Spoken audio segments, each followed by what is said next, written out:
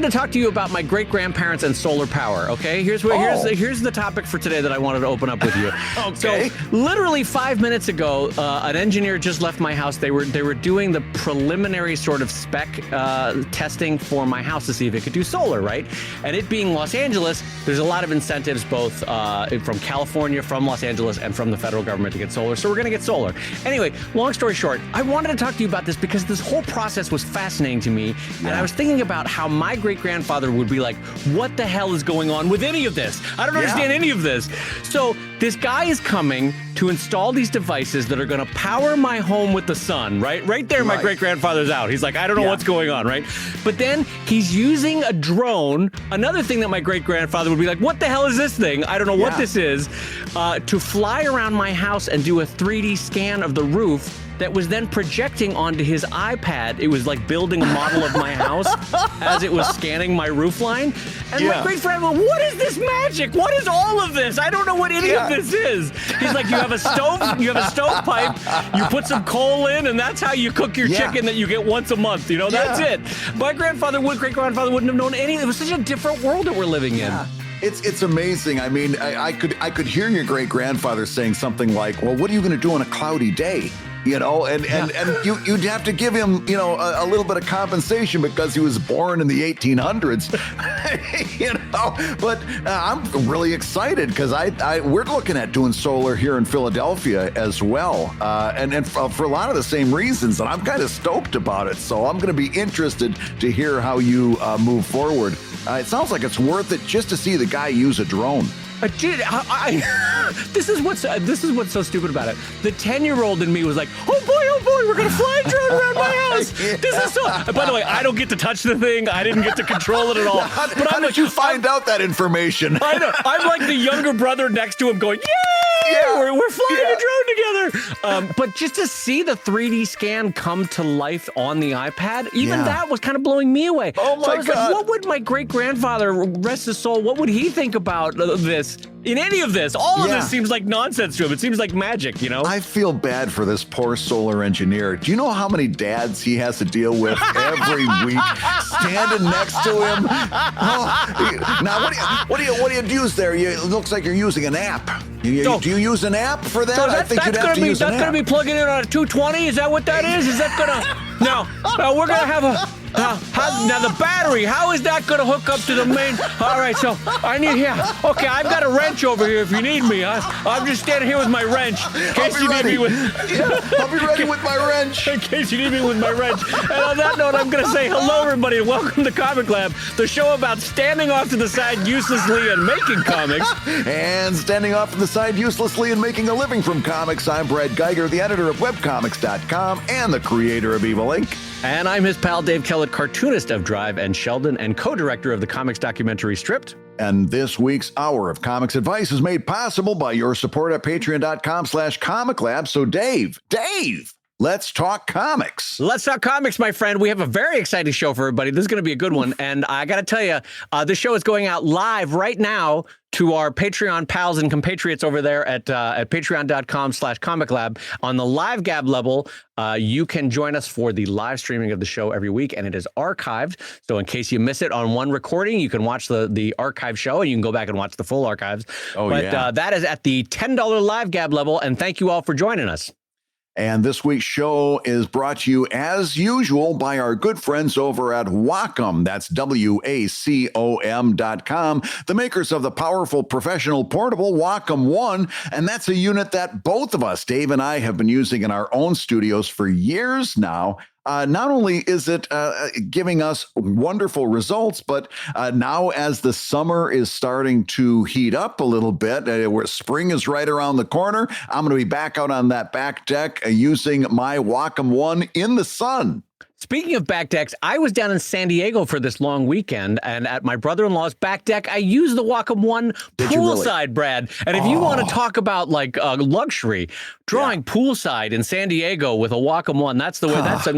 That's the way to go, my friend. So we thank our sponsors and friends over at Wacom at WACOM.com, and we also thank our other sponsors of today's show, technology. My great grandfather would also be would be shocked to find out what I'm doing with this podcast. He's like, "Who are you talking to?" You're sitting in a closet talking to your friend in Philadelphia? How is any of this working? Give me more coal for my fire. No kidding. So let's tell you what, Dave, let's get right into the show with our first question from a $5 Patreon backer, Tyler, who says, hiya.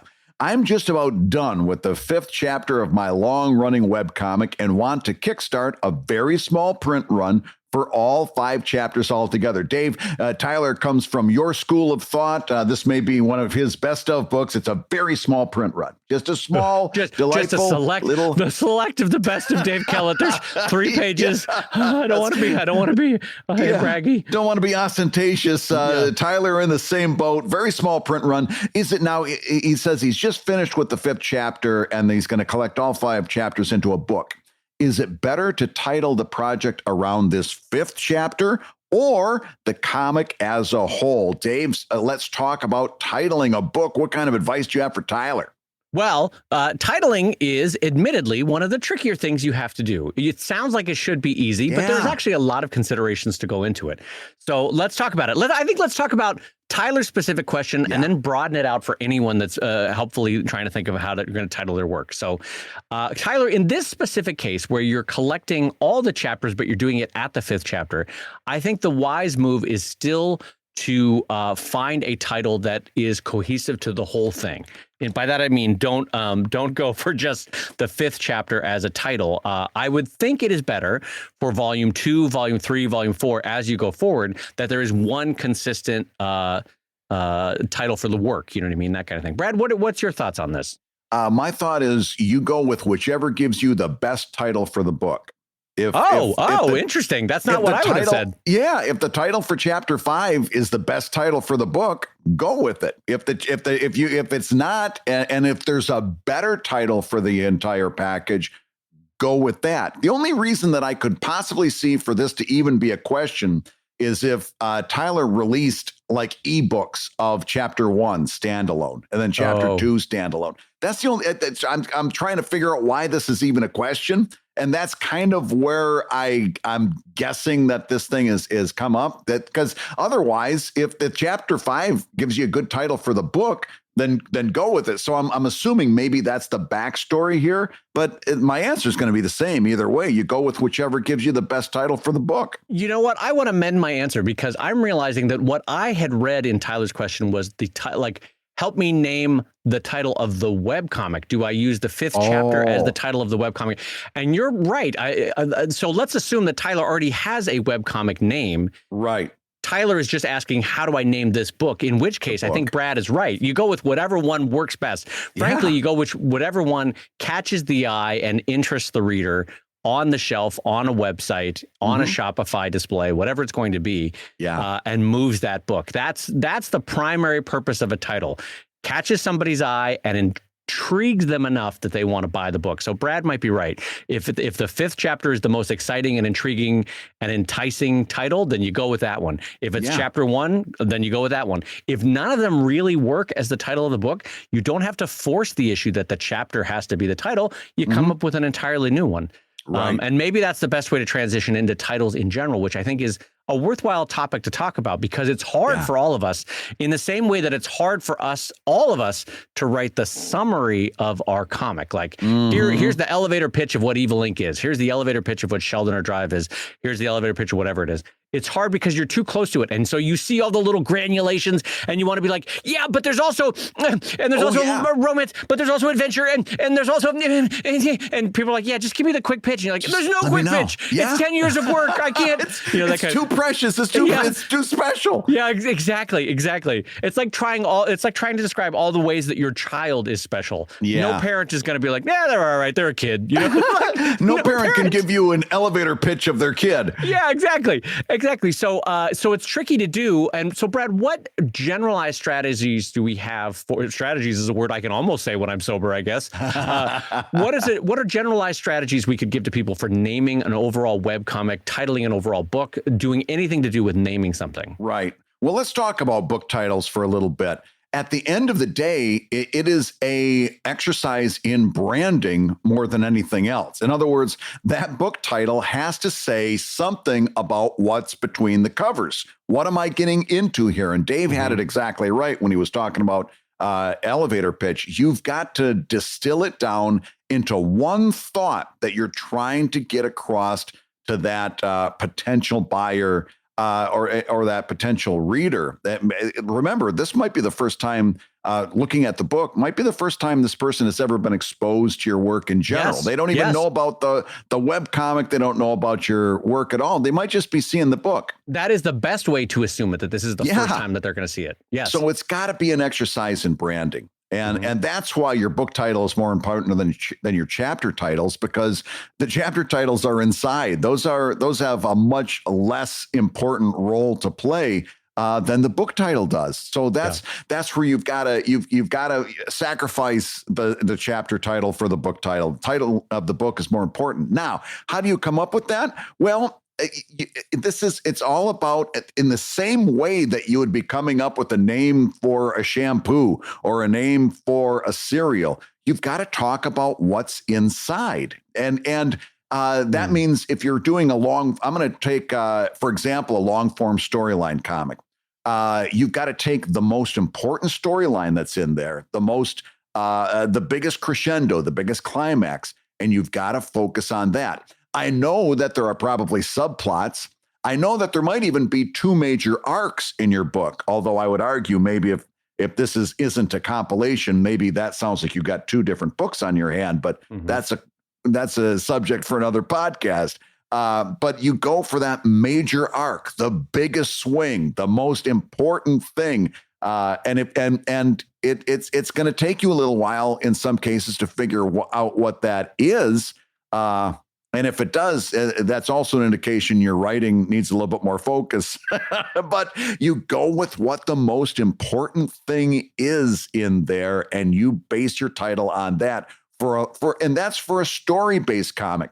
Dave, there's a whole bunch of other things that come into play if you're doing a collection of standalone comics like you would be doing for Sheldon. Exactly. So Sheldon, let's talk about a web comic or a comic in general that is multi-topic. So Sheldon is a character-based comic strip that it's many things now, but it traditionally was a character-based comic that touched on multiple topics over the course of a year. And so I took the strategy with that of I can't focus on the life that this character leads, and I can't focus on the topics because they're too varied, right? They're too multiple in scope. And so what I did was I took a page out of Doonesbury and named it after a character. Well, here's the problem with that, is that to this day, people complain when I don't have Sheldon being featured in the comic strip Sheldon. Gary Trudeau, I know because I've talked to him, gets complaints when he doesn't have Doonesbury featured in a comic strip called Doonesbury. Yeah. He gets letters or emails, or his editor does, you have not had Doonesbury in 3 years in the comic strip Doonesbury. Why are you even calling it? So you'll get these OCD complaints. You're giving me too much Zonker. Yeah. The play Hamilton has not had Hamilton on stage in 2 scenes.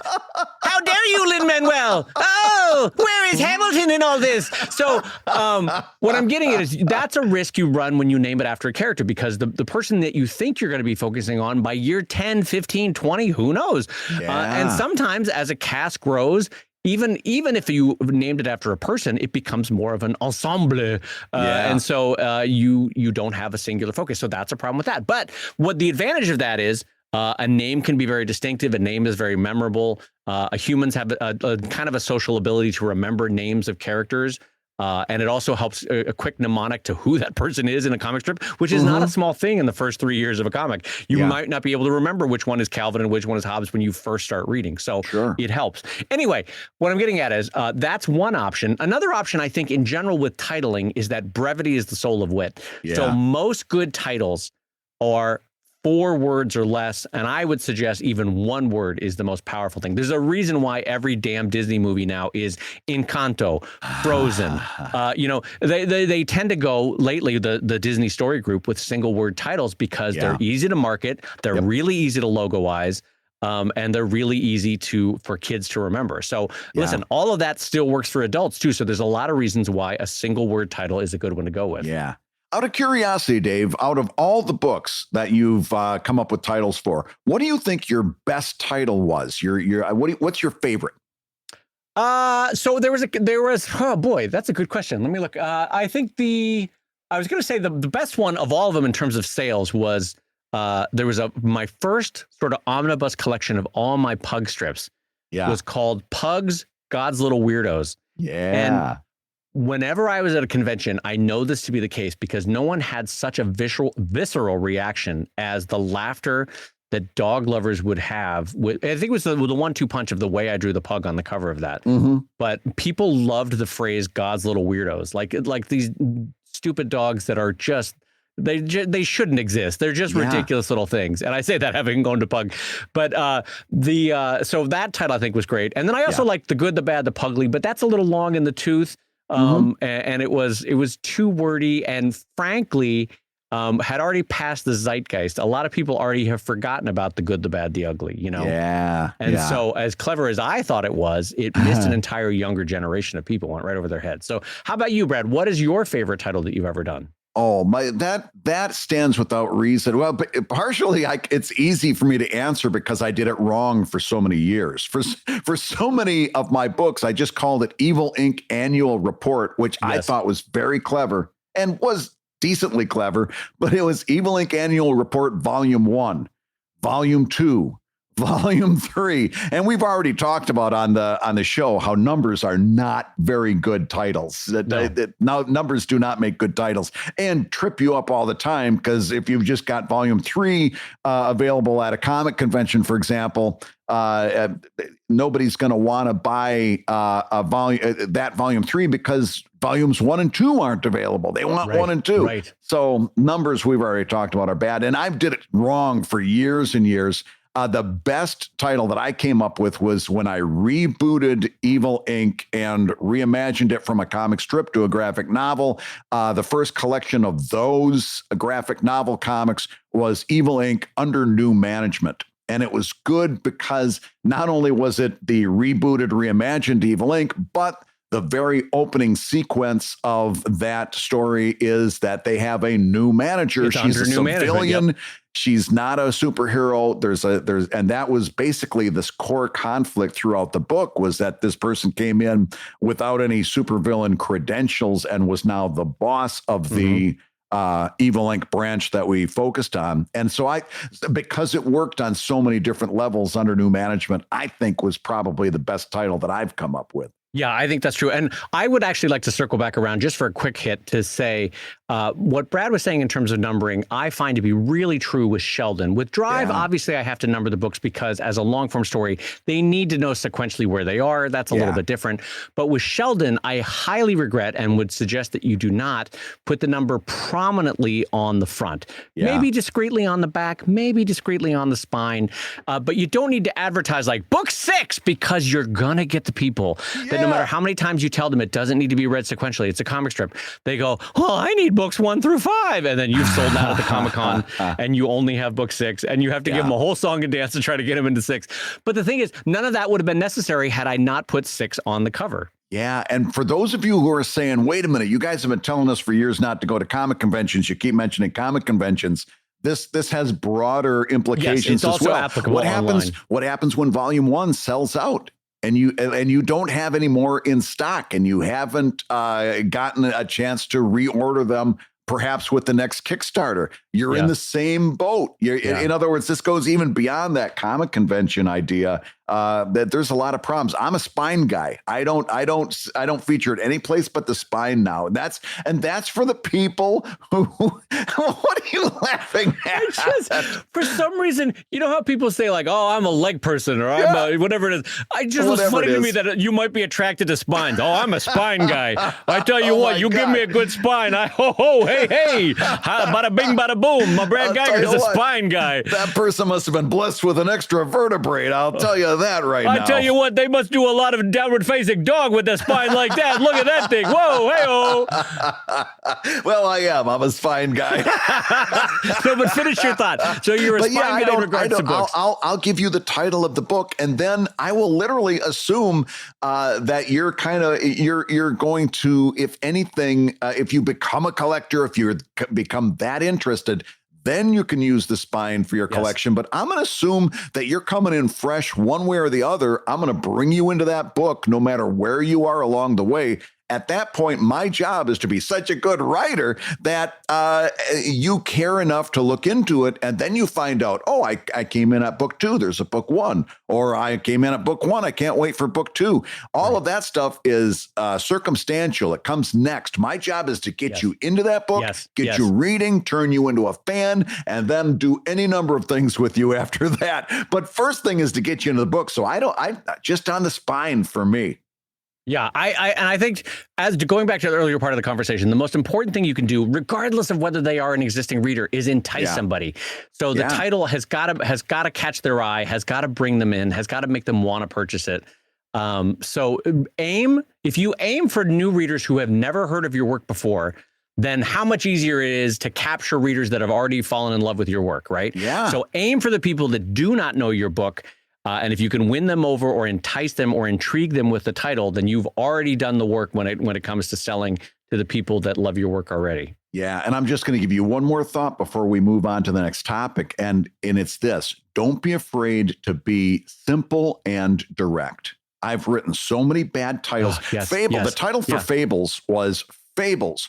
Who needs trees when you have green awnings?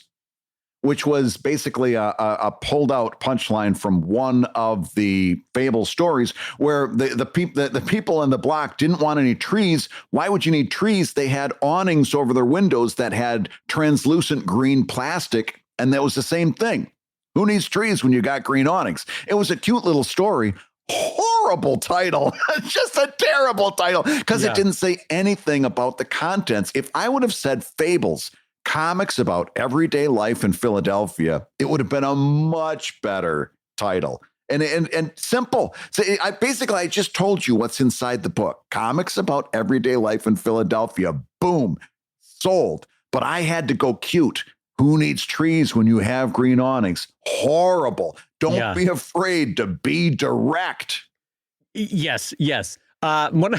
Totally side note, but I don't know, Brad, if you've ever followed the career of Tyler Perry, who I think has done incredible work, especially out of that studio in Atlanta in terms of what he has built. So zero critique on that. But one thing that I always critique Tyler for is those titles are always a possessive. Tyler Perry's first possessive, Medea's also a possessive, Big Happy Family. Yeah. And I get it why he's branding it, and it works for his movies, but what a weird titling structure. Tyler Perry's possessive, Medea's possessive, Big Happy Family, or Christmas, whatever it is.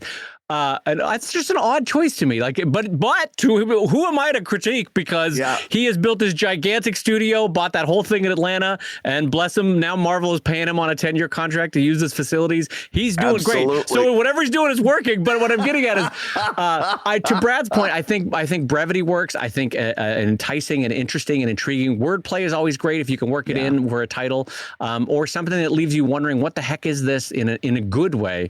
That might be. So let's jump into our next topic, Brad. This comes in from Jonathan Small over at patreon.com/ComicLab. And Jonathan writes, Brad and Dave, love the show.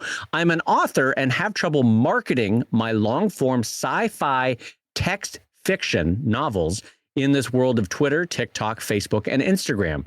Do you have any thoughts about whether the future of social media has any possible way to move people towards those sorts of works rather than the images of super micro fiction? Is anyone doing this well? Brad Geiger, I asked this to you as a graphic sci-fi author myself. I'm asking you, Bradley, how does one do this? Well, so here's the thing. The first thing I want to do is to disabuse yourself of this notion. Disabuse? What a great word. Yes. Disabuse.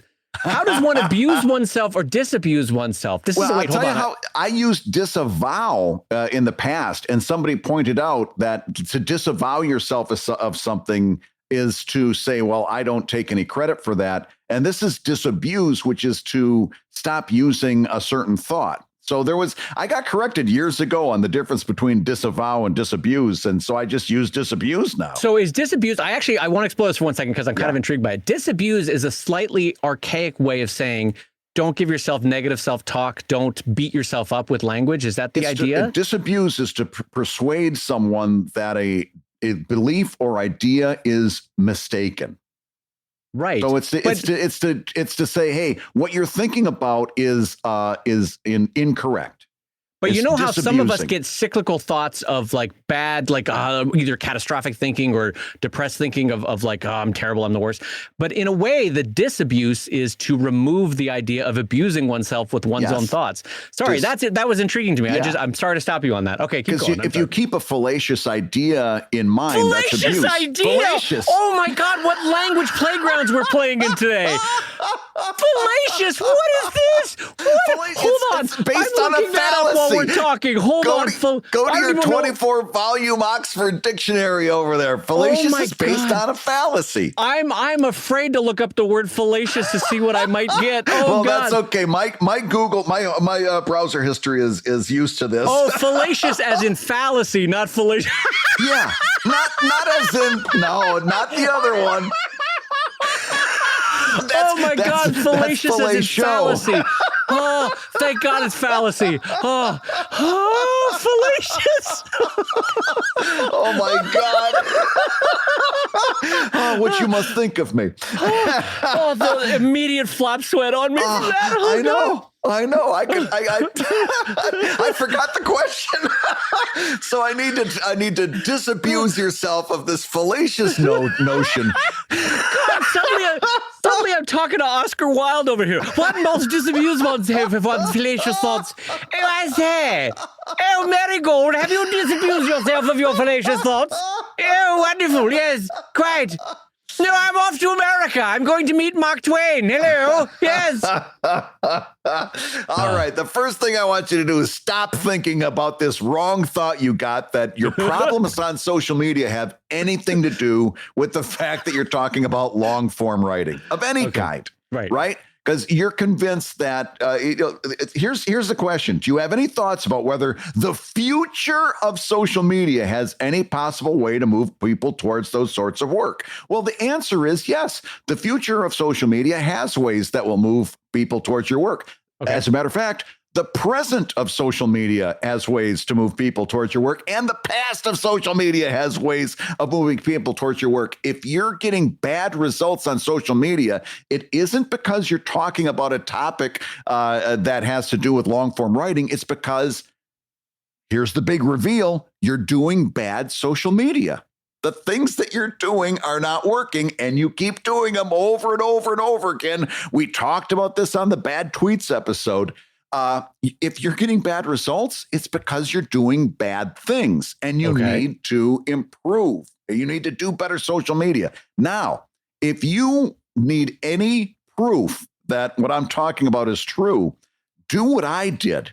Because what I started doing is I started looking at a group of people who I think are doing social media amazingly, and that's romance authors. They're doing the same thing that you're doing, Jonathan. They're talking about long form. They're talking about promoting books and novels and all this long form stuff. But you go and follow any number of romance writers, and you're going to see people, number one, doing very, very friendly, chatty social media. A lot of talking, a lot of interaction with the audience. By the way, what they're doing, Dave, is the 4 C's of social media. It's nothing new. Stuff that we've been talking about for years. Yeah. They're doing that. And you're going to see a group of people that I'm telling you, once you see it, you're never going to be able to unsee it.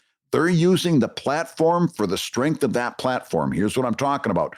Go over to TikTok and start following some romance authors. They are using video to talk about their prose novel in amazing ways. Oh, video. Here's one. Here's just one that I'm going to give you an example. One of the kind of popular things to do on TikTok is to kind of do like a confession. You'll never believe. My neighbor walked up and he said, you're looking very pretty today, Mrs. Johnson, blah, blah, blah, blah, blah, blah, blah. At the end of the video, the person says, oh, by the way, that's the plot to my new book, Mrs. Johnson and Her Neighbor, available on Amazon right now, blah, blah, blah. And you realize that you just got a book pitch. You had no idea you were watching a book pitch. It had all of the earmarks of other things that you're seeing on social media in this regard. On TikTok, here's this thing that happened. Right. You just got snuck up with a book pitch. You didn't even know it was happening. There are some people out there using their platforms to the strength of that platform. By the way, you can't just throw your hands up and say, well, I'm a long form author, so I can't do Instagram because that's all images. No, what that means is if you want to do Instagram, you got to figure out how you're going to do it with images. You can't just throw your hands up and say, well, not for me. You've got to use the platform in the way that platform was meant to be used. And there's a lot of platforms. If one doesn't fit you, the other one does. And then if you are getting bad results, you got to take a good look at those results and say, well, these are bad results. I'm going to do something different that gets maybe better results. And again, Look at romance. Look at romance authors. They're kicking butt and taking names. Well, so if someone is writing long form, and we as cartoonists, it's not quite the same thing, but I can make some assumptions here. I'm going to assume that they're sharing either very text heavy screen grabs or JPEGs of selections of the novel, like a quote from, a Star Battle or whatever the sci-fi moment is, or in Twitter, they're just doing direct text, right? Yeah. I will tell you that a lot of heavy text is hard as a sell, just because it feels like homework. It feels like someone's asking you to eat broccoli. It feels like a task. So Brad's idea, or rather these romance writers' idea of using video, direct address, granted, it means that it has to be somewhat author forward, but in a lot of respects in life right now, life is author forward. Yeah. So you would have to get on camera. And it might be interesting to jump right in medias res into a space battle or into the robot uprising or whatever moment it is happening in your sci-fi, and describe it as though it were happening in real life, to Brad's point about romance authors, and be like, what now? For more about what's happening in this battle, you suddenly switch gears at the end. This is available in my book on Amazon or on Bliggity Bang. That's an intriguing idea. I wonder if that would work for sci-fi in the way that a confessional does, though, because in a confessional, there's something about the personal. You're like, oh my God, this person's telling me about Miss Johnson and the neighbor. By the way, Mrs. Johnson, is this an affair about to happen, Brad? I heard a Mrs. in there. I'm fanning myself. I threw that in for the extra spice. I figure I'm going to push you all the way over to the far side of the Dave Kellett embarrassment-o-meter. Mrs. Johnson, you made a vow before the community. And so yeah, I mean, well, I guess what I'm getting at is here, I have not seen these romance author confessionals, but my sense would be that would work because it feels like someone's revealing something personal. And then you go, Maha, it's actually not personal. It can be read in my new book, Bare Chests and Strong Men, or whatever it is. Yeah, well, listen, here's my point that I'm trying to make. Yes. You've got to get creative. You came into this avocation because you wanted to be creative. Here's your chance to be creative. And if you're just doing the bare bones and you're just doing, again, these long, heavy 266 character Twitter posts that have all kinds. Take a look at what works on social media. Right. Short, punchy, single thought messages, bang, bang, images. If that means that you've got to sign up, and I'm just saying off the top of my head, if that means you've got to sign up for like an image bank or something that you can get images that you can legally use in commercial uses, if that means you've got to make a little subscription to a place like that so you can get images, then that's what it means. It might be a good investment for a couple months to see if that is something that yields better results. You've got. Here's what I'm saying: if you look and you're seeing you're getting bad results, don't tell yourself whatever you do. Do yourself a favor, because you're going to waste years of your creative life. Don't tell yourself it's because it's just impossible to promote long form writing on the web. There's people doing it left and right. Yep. Don't tell yourself that it's that. Be honest with yourself. Look in the mirror and say, hey, I could probably be doing a lot better on social media. What I'm doing isn't working right now. If you put better stuff in, I'm telling you, you're going to get better results. Okay, so now think about this. You as a creative person have written an entire long form fiction. So Brad and I know that you are a creative person. We know you have it in you to think outside the box. So possibilities could include doing akin to a poetry reading on camera. Now that's going to require a little bit of camera work, a little bit of good lighting. You don't want to be in some bare wall in the background. You're going to want to create almost a reading room type of feel. That can work as the thing. You could have a giveaway promotional thing for your books where you have some either on camera or live stream type thing where people are participating and or you can start reaching out to super influencers online in terms of people that read a lot of sci-fi that you can send them copies and have them work. What I'm getting at is you can start to work outside the box for clearly sharing blocks of text is not working on Twitter. It's not working on Instagram. It's not working on TikTok. So what can I do within those mediums, as Brad said, to make it work for you? And my last thought I'm going to leave you with is branding. What I'd like you to do is come up with 6 topics that are on brand for you. Let's say it's steampunk, RPG gaming, and you know what I mean? Specific things, 6 of them. And then let those 6 branded statements guide the next 6 months of your social media.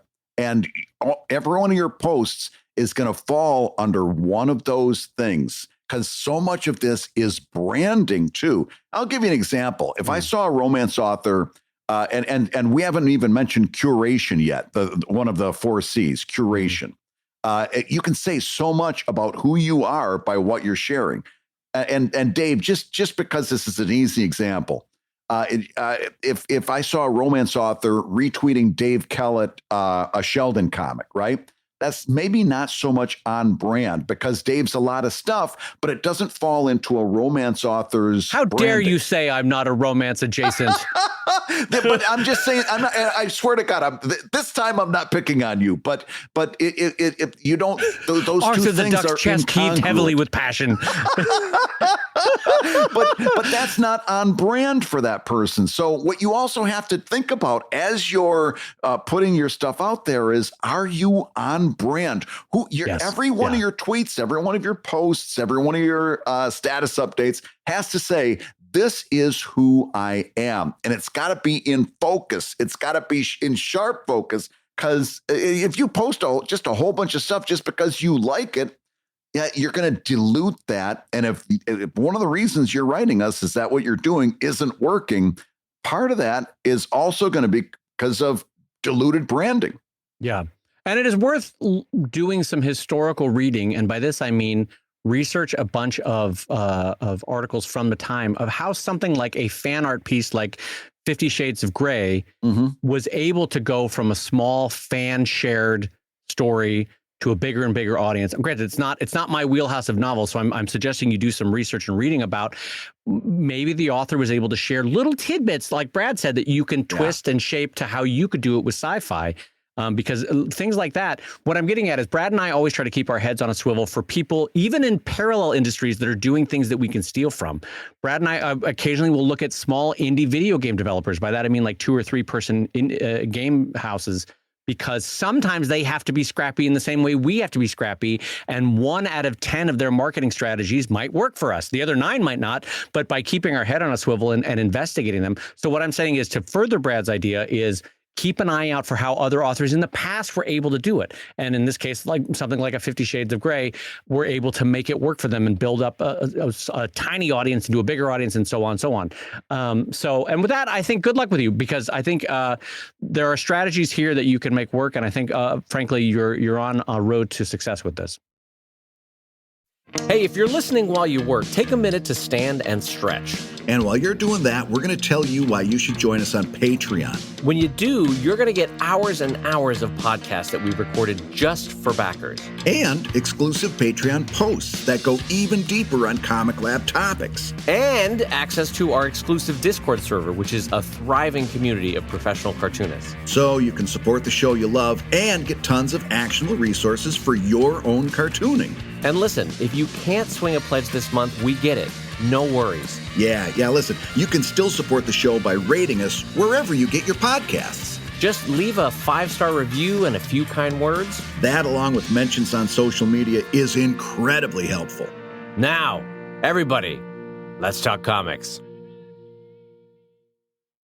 Dave, we've got some updates to share, and you better believe I'm going to talk about this one because one of my predictions for 2022 has come true. Although it's quite a bit late, and I've already I can kind of said, well, looks like I blew it.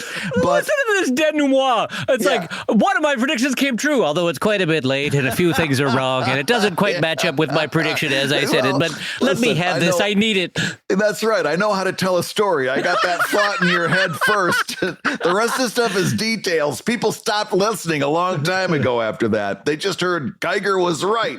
But Kickstarter finally has walked back its plans to convert to blockchain, something that my prediction was that they would have done within weeks. Instead, it took them months. Okay. And but they have walked that back considerably. They're still, it sounds like they're still going to kind of keep their finger on that pulse, but with a different company, which, if you remember, was kind of the original plan anyway, was to start a second company that was going to focus on blockchain. Right. But now they're being very transparent in that they're saying, well, no matter what we come up with, we're not going to switch to it right away. There might even be 2 Kickstarters, which is something else that I had kind of thought that might happen.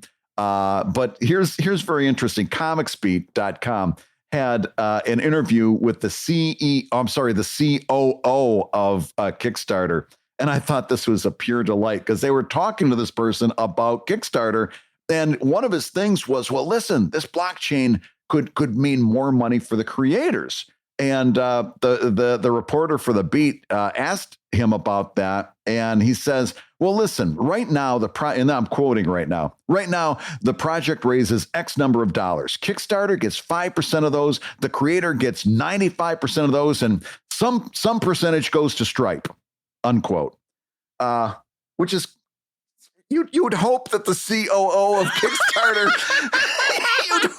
you'd hope that he'd know this better. The last time I haven't, Dave, you can help me out on this. I haven't checked for a while, but the last time I did, 5% goes to Kickstarter, another 5% goes to Stripe, and then the rest goes to the creator. I know Brad, that just from having done a campaign. Brad, should I be a little nervous that I hired this plumber and he said to me, so here's what I think happens. You turn the tap, some kind of liquid is coming out of that pipe there. I don't know. Who knows where the liquid comes from? Who knows what keeps the liquid inside the pipe? When the 2 pipes join, what keeps there from being a leak where the 2 pipes are joining? Anyway, I've been your plumber. Gotta go.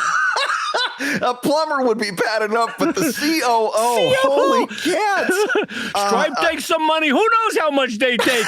Who knows how much we take? I don't even know how we stay in business. Anyway, I've been the COO of Kickstarter. But listen to what happens next. And this now I'm going to completely spitball here. I have no way of knowing, but listen to what he says next. Quote, but what if in a future world we define that some small slice of our 5% would go to another participant, say somebody who helped to promote the project? In other words, and I'm not quoting anymore, what he's saying is here, this could mean more money in the pockets of creators. And like that's a referral system, right? Yeah. Also.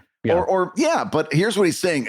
He's kind of saying that they're going to take a smaller slice, but since he's kind of either doesn't know about the percentage that Stripe has or is pretending he doesn't know, I'm wondering whether this was either like he wasn't well prepared for this question or didn't know, it just genuinely didn't know, or there might be something going on where he's trying to kind of fudge it a little bit by saying, well, listen, you're going to get more money out of this. And maybe that's true because let's face it, if Kickstarter shuts out Stripe entirely, that's 5% that they put in their pockets.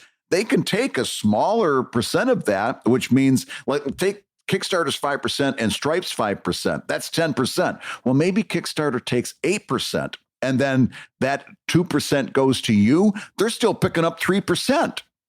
Yeah, yeah. I mean, and I have no way of knowing right. that. So it's still a net that's savings just to you as a user, but but they might still And be getting it. Yeah. Listen, we've both been through capitalism long enough to know how this works. We know capitalism well enough to know that when somebody from the company tells you, hey, you're going to get more money, there's no way.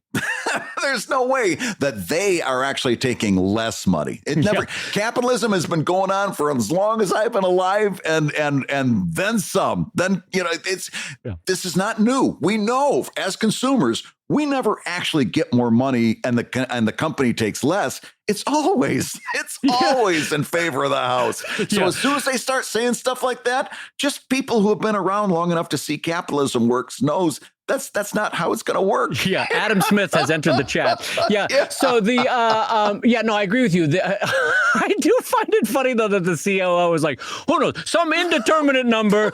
Listen, you're going to click a mouse. Some electrons are going to go shooting down a pipe.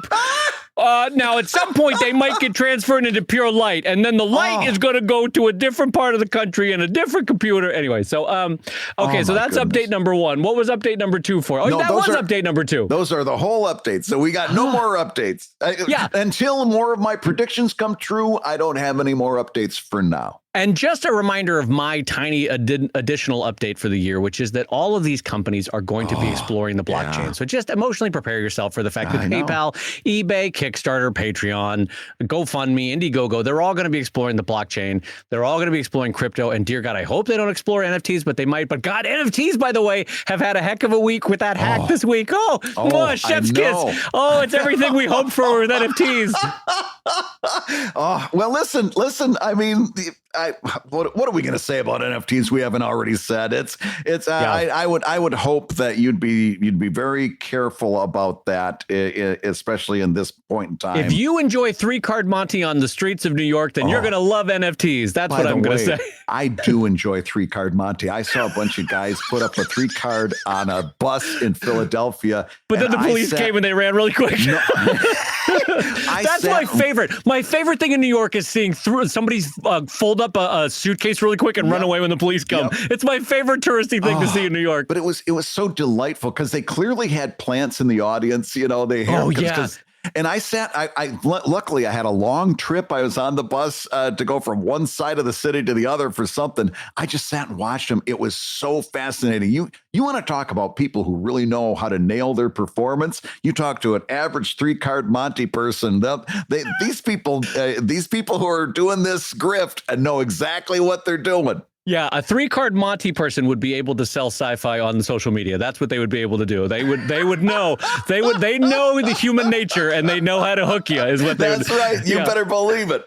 All right. Well, so Brad, I heard a phrase this week that I had heard a long time ago, but I wanted to bring it up in light of Smack Talk Online. And here's the phrase. Okay, the phrase is the axe forgets, but the tree remembers. And this is what I want to talk about. So comics, cartooning in general, whether it be comic books, graphic novels, comic strips, whatever, it is a small industry. And even if you're being super charitable about the people that are pro-am, it's still a very small industry. The number we generally throw around is that there are a fewer pros working in cartooning than there are in the NBA. And now that might be, if we're being very generous, given the distributed nature of the web, even if it's 2 or 3 times the size of the NBA, it's still a very small number of people. It's a small industry. And so what I want to get at is really, really, really watch your public smack talk of other people in the industry, because you'll forget what you said about them. But much like the tree getting hit by the axe, they will not forget that you smack talked them 6 years ago at Baltimore Comic-Con in a hallway somewhere. You know what I mean? No one forgets the sort of high school gossip that's directed at them. There's the private grudges that people hold. So as we always say, especially with the 4 C's of social media, kindness, let that be your guiding light for your public-facing professionalism as a cartoonist. And I will say, in my 20s, not that I was ever a smack talker, but there might have been 1 or 2 mishandled phrases or public utterances that I wish I could take back. So now I'm saying this as an older cartoonist, is that it is a very small industry. Kindness will get you far, and smack talk will only set you back. So avoid it if you can. Yeah, and I mean, this goes back to our conversation about tone on social media. How difficult it really is to get your tone right and not to come off nasty. Be really, really careful. Just in general, if you're making a joke, or if you think you're making a joke, right? it is so. I'm telling you, the more I go forward, the more I really think that unless you really know how to write humor, you shouldn't try to make a joke on social media, because there's so much. And I know that sounds snotty and pretentious, and maybe it is. But unless you know how to make a joke, unless you know how to write that in such a way that you can communicate humor, oh man. You can come off insulting, or you can project the wrong idea so easily that even like, and listen, I've been trying to write humor for a long time. 9 chances out of 10, if I have something funny I want to say to something, and I've got it typed out, 3/4 of the time, I delete it because it's just not worth it. It's not worth it. I don't send that message unless I am absolutely positive I can put my thought across. And let me give you a real world example, because this literally happened moments ago. I was making fun of the Kickstarter COO, right? Now, that's all fun and games and kind of warranted given the way that quote came across. But it is a small industry. There might come a day, ladies and gentlemen, where Dave Kellett needs to call the COO of Kickstarter.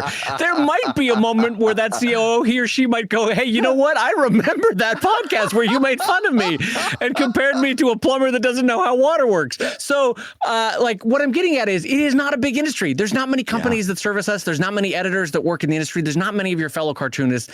It's not worth taking a mean-spirited, bitter, vile-filled swipe at someone, because that gets remembered, and it gets, frankly, it's not just remembered by the people that get the shot, although that's very true. It's remembered by a lot of adjacent people, and you don't want to get the attitude of someone who's unpleasant to work with or is not a kind person, because it will impact your career. So that's my one tidbit for that.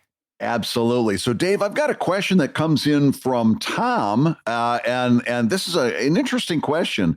You two have been encouraging a switch from page-focused to panel-by-panel vertical scroll comics for some time now. However, my comics are sexually explicit in nature, and being able to see, say, all of the moment just before, during, and after all at once on a single page is advantageous to the intended reading experience. While it would work for a more joke or plot-focused story, vertical scroll seems like it would be an odd fit for NSFW comics. Is it worth the shakeup in format if your comic is not safe for work? And so, David, I'm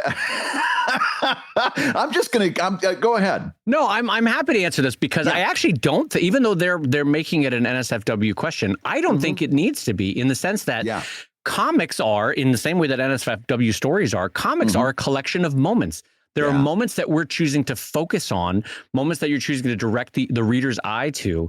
And yes, cohesive pages have a design, cohesive pages have a flow, have an energy to it, but they are a series of moments. And so acknowledging that we all live in a vertical scroll world on a phone, once you accept that, and you can see that these series of moments can actually be a point of focus, can actually be an isolated moment to present that's actually really effective, rather than saying, no, you got to see the whole page, because that's the only way to do it. Don't you think, Brad? Yeah. No, I agree. In fact, it comes down to this sentence where he says, however, my comics are sexually explicit, and being able to see the moment just before, during, and after is the exactly before, during, and after. Each one of those can be a moment of isolation. Yeah, and the thing about it is that I don't think that that's necessarily the intended reading experience. I know that that's the one that you're very in favor of, and maybe even a little bit hung up on. But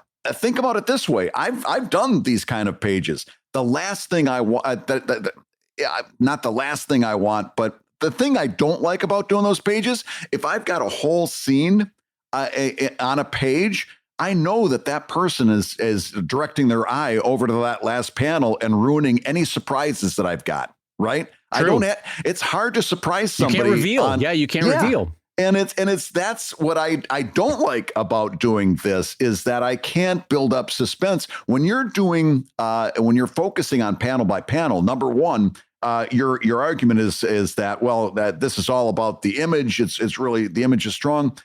In a panel by panel vertical scroll, the entire focus is on the image. In fact, more focus than when it's on the page. So my argument is not safe for work comics are better in a vertical scroll because of that emphasis on image. Remember what Hitchcock used to say, which is suspense is actually better than the moment of action. And so not knowing that the bomb that Rhino is holding when Spider-Man is attacking him, not knowing whether or not it's going to go off is actually more powerful than seeing it go off in a way.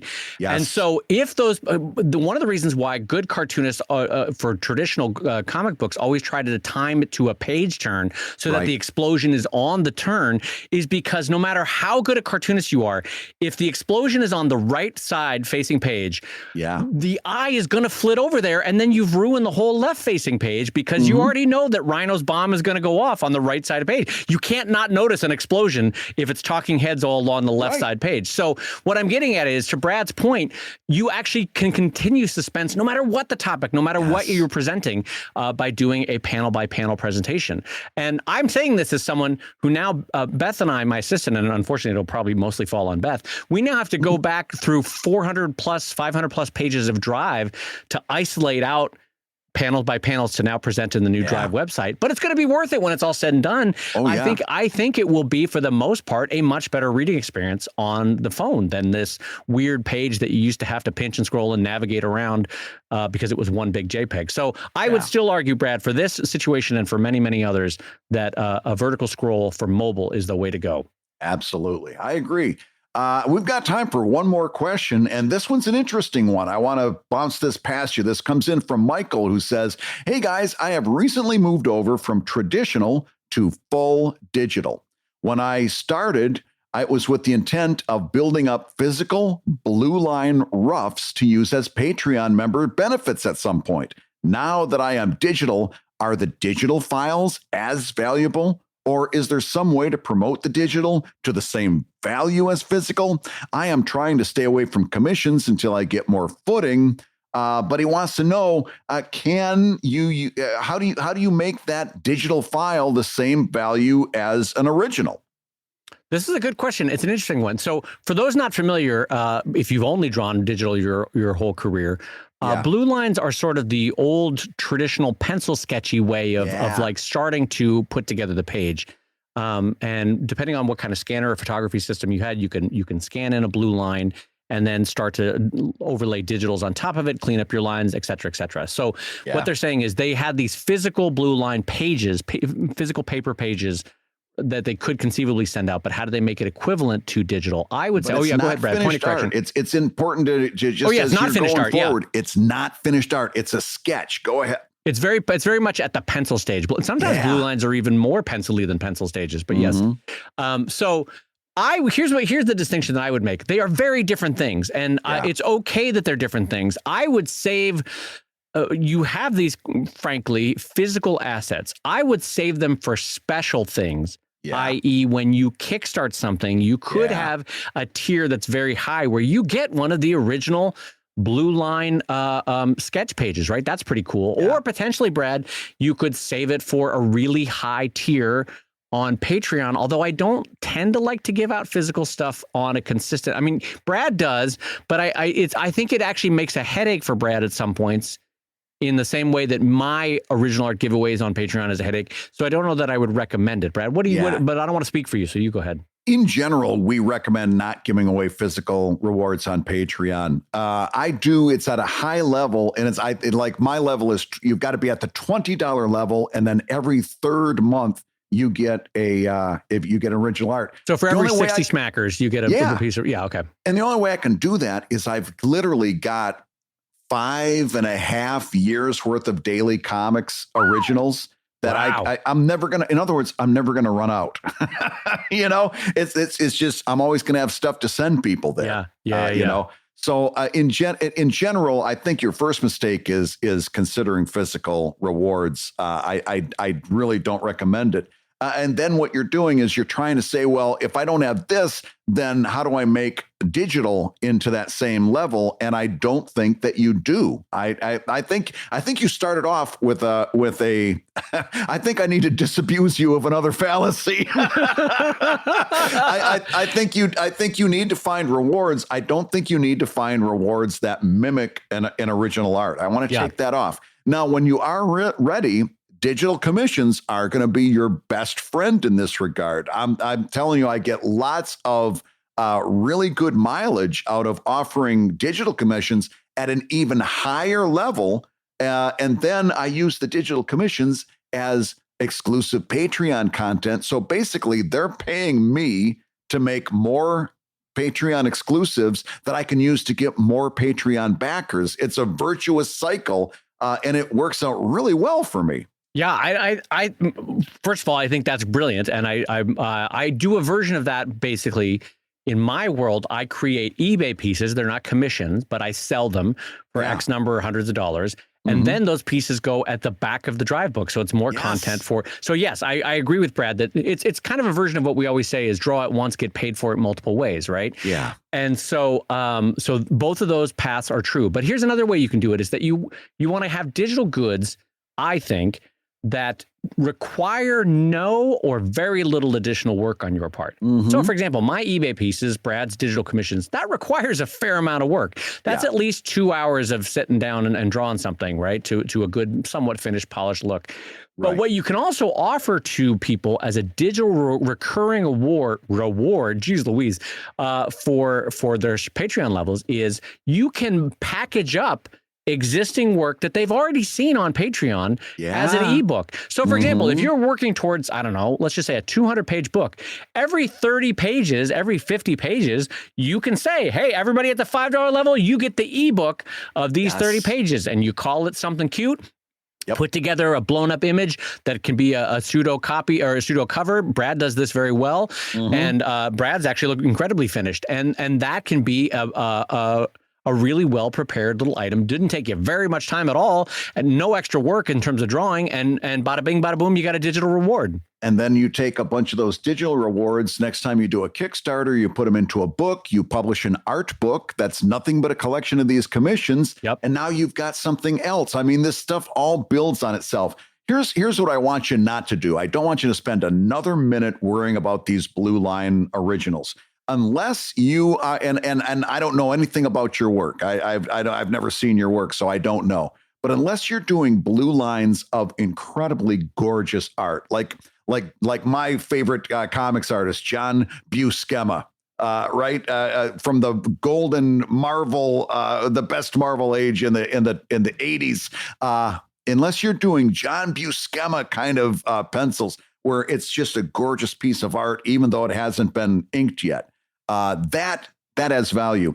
If you're not doing that, chances are there's not going to be that big of a demand for your blue line sketches of art that maybe is a little bit more minimalist or maybe isn't quite as polished. I don't want you to spend any more time grieving the fact that you don't have these originals. I don't know, unless you're a very special case, I don't know that this was going to be a particularly strong Patreon tier for you anyway. True. So leave it off. Don't spend another time thinking about it, and start focusing on some of those things that we talk about on the show all the time that can be good Patreon digital rewards. And just reinforcing my friend's point there, in fact, leaving them aside for now or for many years actually in some way reinforces their value when you do eventually bust them out for a Kickstarter or for something at a high tier. Because with Drive, once I've hooked people emotionally for many, many, many years, those early Drive sketches actually have more value, more perceived value on the behalf of those readers than someone who just started reading because the comic just started itself about 6 months ago. You know what I mean? It is the perception of value is much higher when there is much more of an investment of emotion on year on year on year on year. So holding on to them actually increases their value a little bit. So anyway, I think you've got some good possibilities with that, and we wish you well with that, Michael. And speaking of wells, I'm going to dip back into the well one more time with an amazing transition in which I say, hi, you've been listening to Comic Lab, the show about making comics and making a living from comics.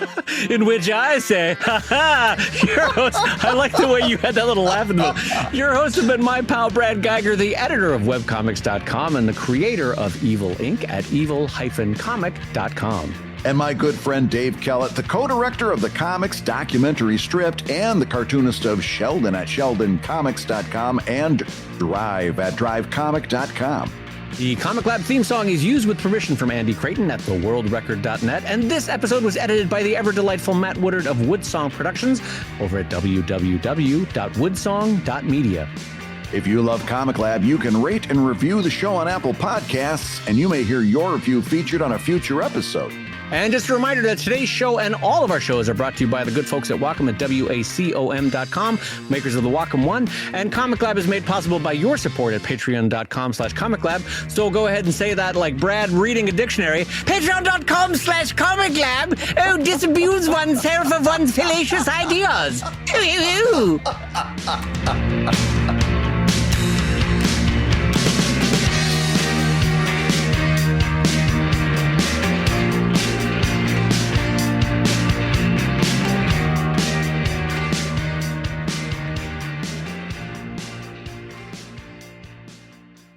I'm telling you, Dave, I am jealous that you got the jump on me a little bit on this solar stuff because, we're doing solar right here in my row house in Philadelphia. We've got, we don't have the engineers scheduled yet, but we're very excited about the possibilities of having solar panels here in Philadelphia. Oh, really? How's that going to work in Philadelphia? How's that going to go? Well, it's always sunny in Philadelphia.